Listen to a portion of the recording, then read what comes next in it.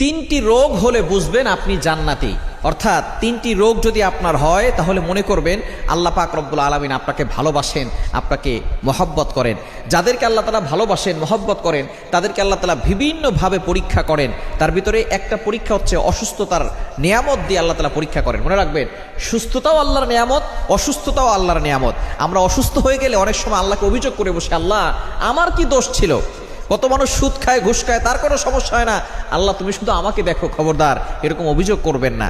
সুতরাং অসুস্থ হলে তিনটি রোগ যদি আপনার হয়, মনে করবেন যে আল্লাহ আপনাকে ভালোবাসে এবং আল্লাহ আপনাকে জান্নাত দিতে চাচ্ছেন। এক নাম্বার হচ্ছে যদি জ্বর হয়। জ্বর ঠান্ডা আমাদের অনেকেরই হয়।